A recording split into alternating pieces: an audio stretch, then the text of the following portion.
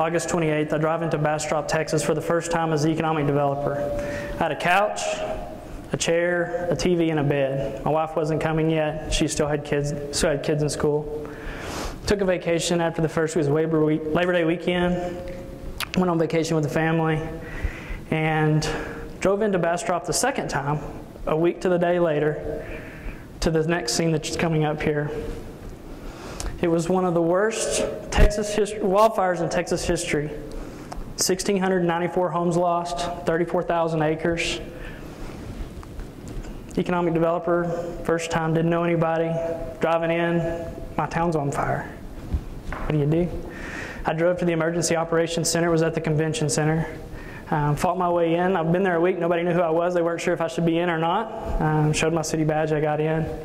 Found the public information officer and said, how can I help? I did this in another life in another town. He said, do you know anything about social media? And I said, a little bit. And so he gave me the reins to the social media feeds for the wildfire and the emergency response team. And what I can only classify as probably the most impactful thing I've ever had happen to me in my entire life unfolded. We were responsible for posting every afternoon list of homes that had been destroyed, confirmed homes, because the way the wildfire worked, you would go through an area and you would think the home is safe, but then embers would blow back and the home that was there one day would be gone the next. Some that survived one day didn't survive to the next. And so we would post lists out on the doors of the convention center. And people would come, and like the grades in school, you would look to see if you passed. People would be looking to see if their address was there. And if they found themselves on the list, they knew they lost everything. At that moment, they would collapse and they would embrace. And this happened over and over again, days and days. And we watched this happen. But it was incredible because at the same time that it was just this agony watching, the next day I would come to work and we'd be in the line and you would see the person who lost their home the day before and they're feeding or serving water or giving something, working the shelters, and you would say, what are you doing here? You've lost everything. And to have them look at you and say, well, what good does sitting in the hotel crying do? I'm here to help. People who are fighting the fire lost their homes and they're still out there fighting.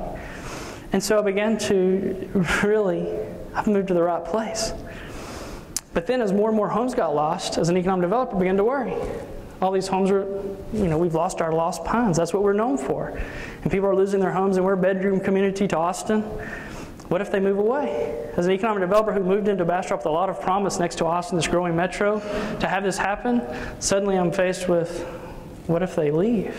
It's the trees. Everybody was worried about the trees, that we've lost them. And so as the days turned into weeks and weeks turned into months, I had the opportunity to ask people. And at the first they were shocked. They didn't know what they were going to do. They were asked by the news media. But then as time went on and there was some time to kind of think about, are they going to stay or are they going to go? We would be in social circles at barbecues or chamber events or church services. And we would ask, why are you, have you made a decision yet? If you said yes, I would ask, why?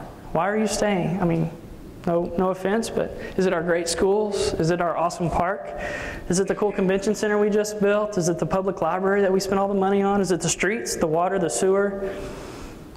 What's keeping you here? You don't have to be here. You can live in Austin, you work in Austin. It doesn't matter that you live in Bastrop. And we don't have the trees anymore. It's not the beautiful Lost Pines forest. What is it? It was amazing. They would point across the room and say, well, because they're staying. And they're staying. My neighbor's staying. They're rebuilding. I can't leave them to deal with this by themselves.